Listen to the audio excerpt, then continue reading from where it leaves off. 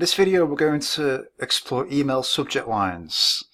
So email subject lines are, in my opinion, the second most important part of an email. So the most important thing is your sender name and the mental association your reader has with you and your sender name. Do they know you? Do you have a track history of sending great information? Do you have a track history of sending entertaining information? When an email comes in, do they stop what they're doing and read your email? So your sender name is the most important, then the subject line, then I think the first 2 or 3 lines of the email. Those are typically the things that we'll scan when we're deciding whether or not to open an email. Now, I actually send more emails than most, so I typically send at least 5 emails a week.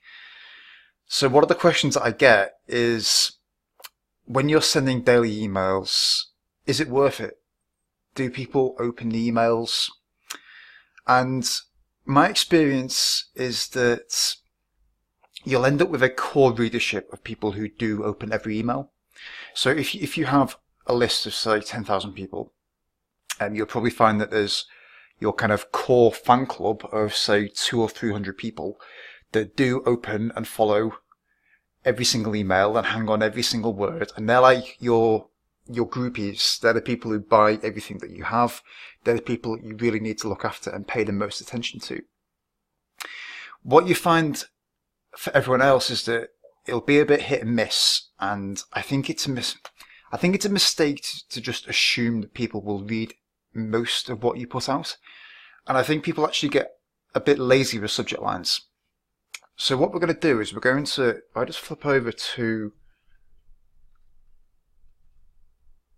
my email inbox, and we'll have a look at a few different marketers. So I'm sometimes asked, who do I subscribe to? Who do I follow?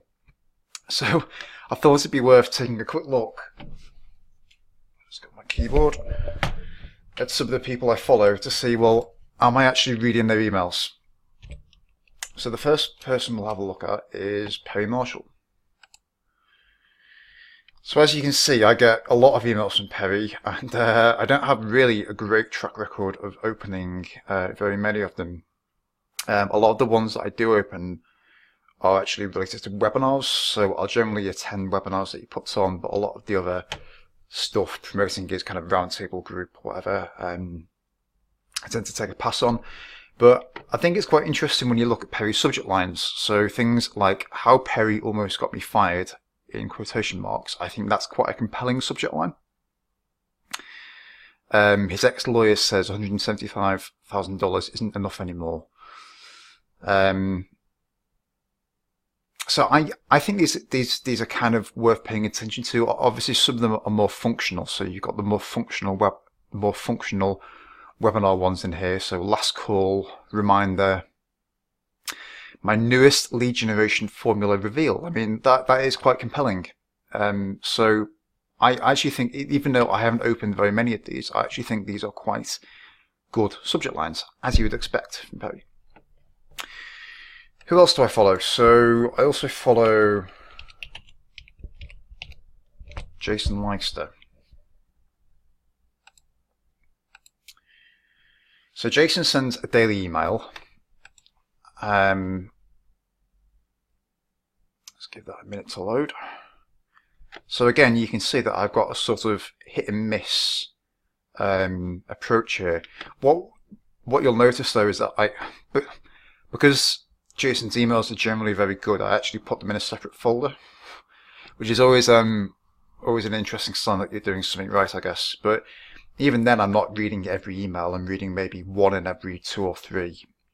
And then when I get busy, there's a week where maybe I don't read very many at all. Jason's subject lines are quite short.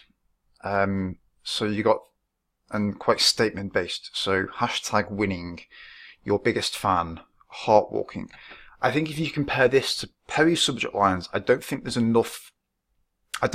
as much intrigue in here. In these.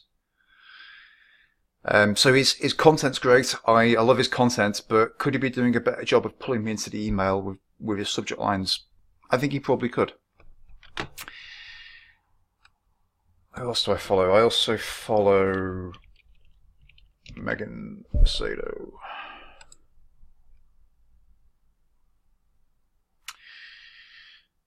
So again, a bit hit and miss. It was kind of interesting when I was preparing or researching for this video, because in my head I read quite a lot of Megan's emails, and then I looked at my actual habits and discovered that there's actually quite big stretches where I don't read anything that she's putting out.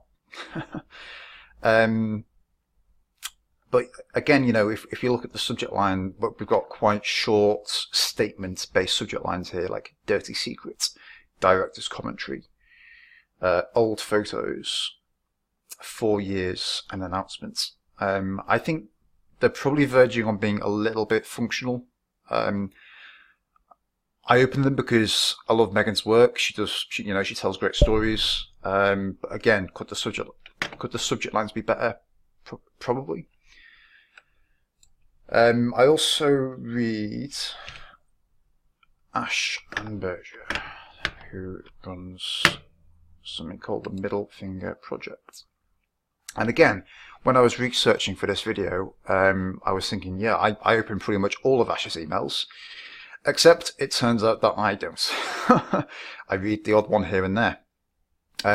Ash is much more of an in-your-face character than anyone we've looked at so far. So her subject lines are they have a lot more voice. So she says things like, in capitals, "We are wasting our brains on bullshit." Lost yourself in the pursuit of big and fucking impressive. But actually that falls in character with her personality and her writing.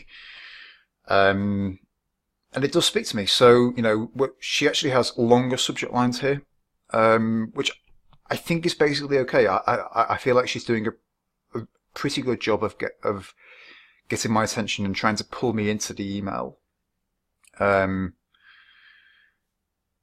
know, 9 freaking months, that's how long it takes to make one episode of The Simpsons. That got my attention. So, you know, I think you could study these quite closely. I mean, are they a little bit long? Well, possibly, but I think it also shows that long subject lines can work if they still, you know, get in your face bit, appeal to your self-interest, and more fundamentally than anything, they're still compelling. The last person that we'll look at is Oren Klaff, who I also have a label for. Except there's nothing in there, so I'm going to put Oren Klaff into the search box.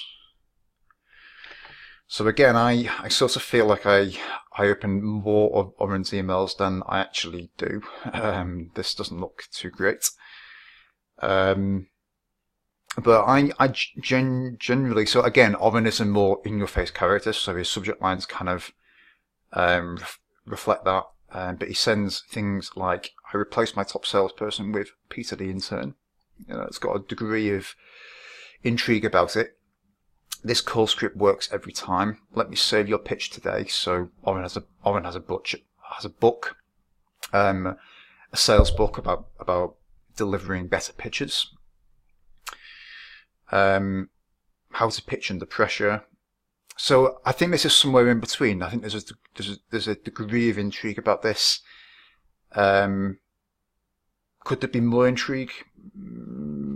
Possibly.